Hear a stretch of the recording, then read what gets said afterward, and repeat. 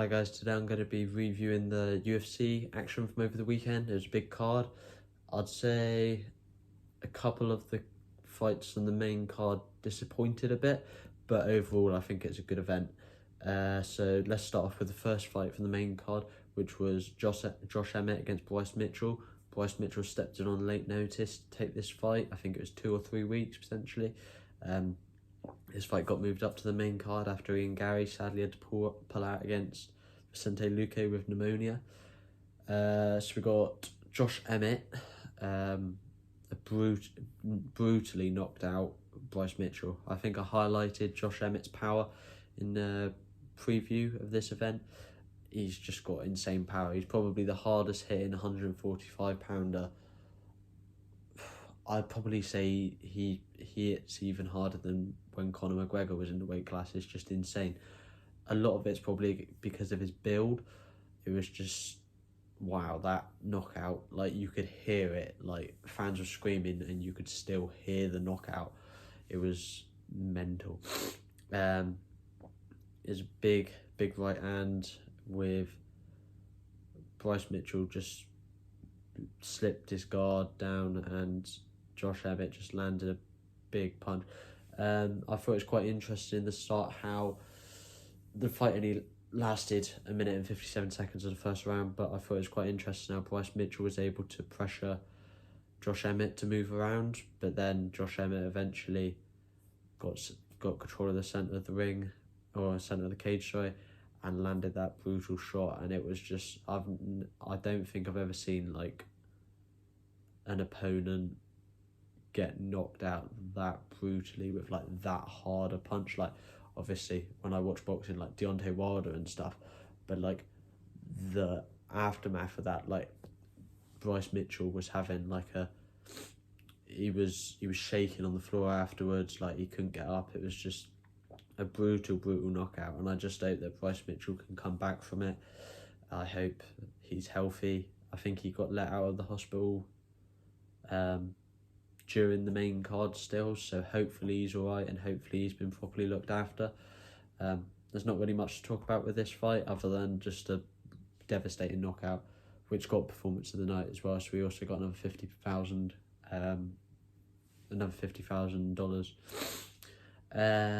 Then in the second fight on the main card was Tony Ferguson against Paddy Pimblett.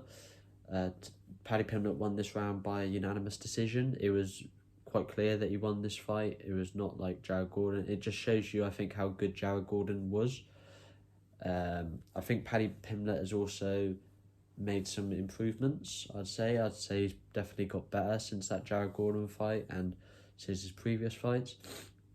Paddy Pimblett demonstrated his grappling. I think in the first round he was able to, or he was landing good punches on Tony Ferguson. He was landing clean. He was landing a lot of kicks. I thought his leg kick was good. I thought his body kick was good when Tony Ferguson was in that southpaw stance coming forward.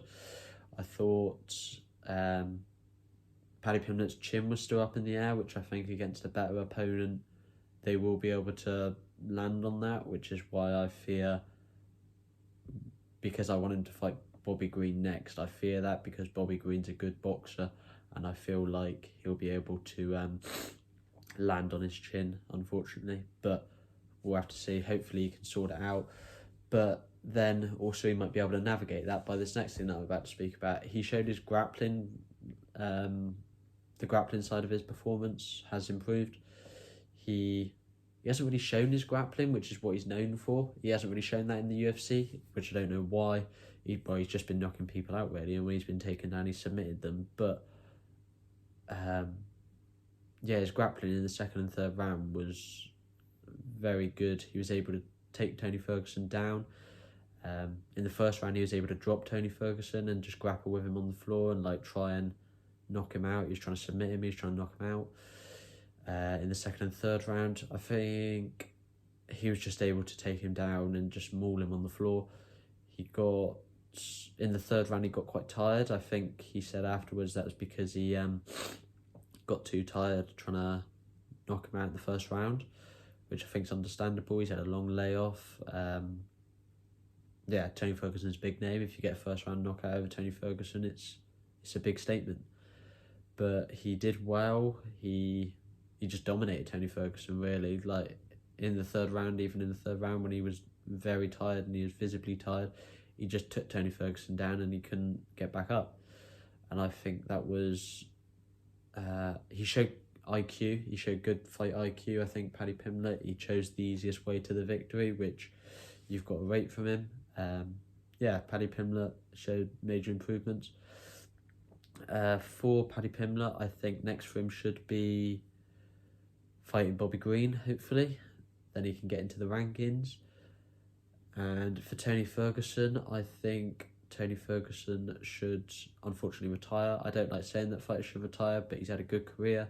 He's now lost 7 fights in a row, and his last fight was in 2019. I just think he should retire. I don't think he can keep fighting the elite level like he wants to, and I just don't think it's good for his body anymore. He's clearly had a decline since that Justin Gaethje fight. That fight's taken it out of him, and yeah, I just feel sorry for him. That fight he's supposed to be fighting Khabib, and then COVID happened, and then he couldn't fight Khabib, and then he had to fight Justin Gaethje, and Tony Ferguson's a legend of the game. Paddy Pimblett said he's probably top 5 lightweights of all time. I wouldn't disagree with that, but it's just sad to see such a legend go out like this. Unfortunately, with 7 fight losing streak. If he is going to fight one more, I wouldn't mind seeing him fight Jim Miller. That is a risky fight. Jim Miller at UFC 300, I wouldn't mind, but I don't really want to see it. I want to see Tony Ferguson retire, ideally. But if he's going to have one more, like I just said, Jim Miller. Then we've got Shavkat Rakhmonov defeating Stephen Wonderboy Thompson with 4 seconds to go of the second round.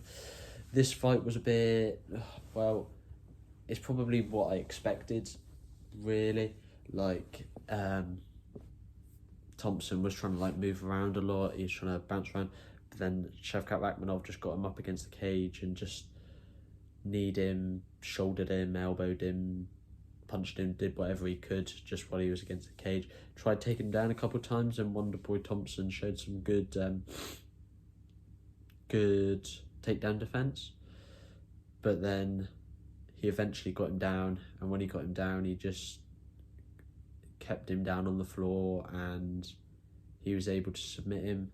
It was a good submission, and the fact that he's been able to stop Wonderboy is a big statement for Shavkat. He said after the fight that he had torn his ankle ligaments, I think, 6 weeks before the fight, which shows a lot of bravery to be able to go 6 weeks in a high intensity training camp and then fight Stephen Wonderboy Thompson with torn ligaments in your ankle.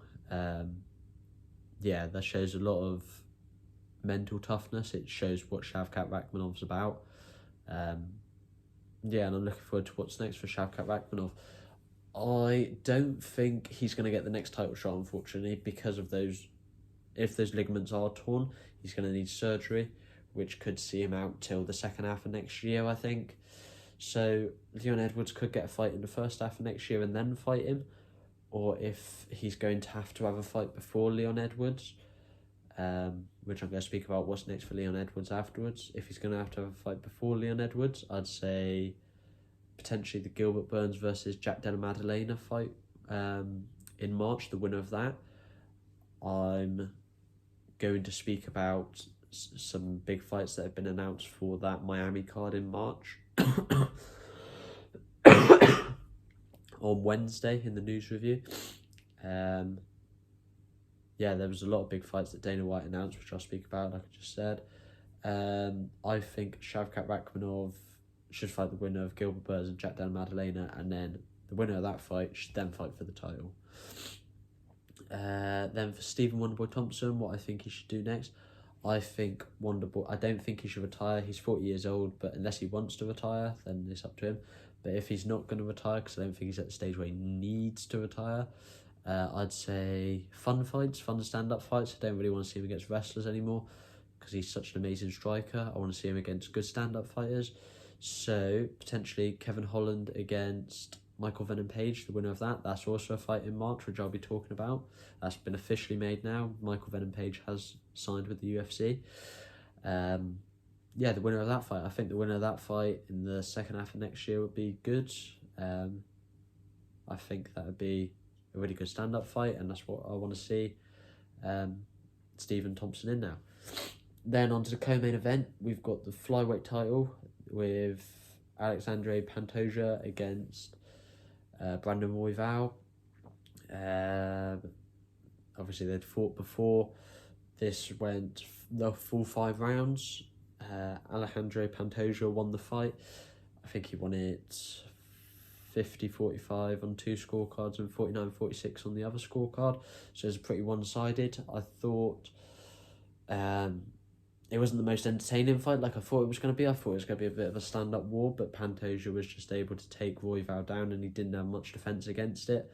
And Pantoja was just able to beat him up on the ground. Royval,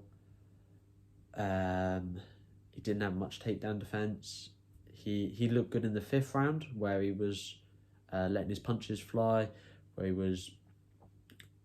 Pantoja was also a bit tired there. Royval was he's able to punch and move. He had good cardio then. I think Brandon Royval's a bit like Nate Diaz. Like, I've always thought this, like, whenever I've seen Brandon Royval, when I saw him against Kai Kara-France, when I saw him against Brandon Moreno, he reminds me of Nate Diaz for some reason. I think it's like his awkward style, his lanky frame, not being able to defend takedowns well. But yeah, that was all the fight was, really. It was just Pantoja takes him down, and he was able to do good technical work on the ground. It wasn't like he just took him down and held him there. He was threatening submissions, and it was a good performance from Pantoja. So I think for Pantoja, I would say Pantoja should fight the winner of Moreno and Amir Albazi, which is a fight, I think that's in Mexico in February. I'd say definitely if Albazi wins, but maybe not if Moreno wins, because Moreno has fought Pantoja 3 times and lost to him 3 times. I wouldn't be against seeing Brandon Moreno do it again, because they had a fight of the year earlier this year. But yeah, the winner of that fight, I'd say. And for Brandon Royval, I wouldn't mind him having a rematch against Kai Kara-France, or if Kai Kara-France fights Manel Cap, Brandon Royval could fight. Just need to have a look at the flyweight rankings a minute, because I don't know who Mohamed Mokaev is going to fight, and Mokaev's probably going to get a bit of a burst up the rankings. So Mokaev's number 8. I wouldn't be surprised if Brandon Royval fought Mokaev, to be honest with you. Brandon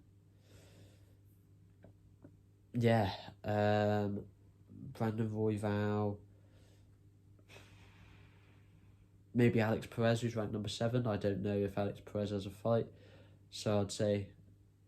but I'm going to say Brandon Royval against Kai Kara-France is probably the fight to make. It gets Kai Kara-France back in the title contention after he lost a close fight to Amir Albazi. That's what I think for those 2. And then on to the main event. Leon Edwards beat Colby Covington over a 5-round decision, dominated him. The only success Colby Covington had was at the end of the fight, where Leon Edwards was messing around with him on the ground, and Colby Covington was able to reverse it and just end up on top. But he didn't even really do much with it. It was just little tappy punches. Leon Edwards, really good leg kicks. He bruised Colby Covington's leg quite hard. Like, it was big bruising, and you could see it was really visible.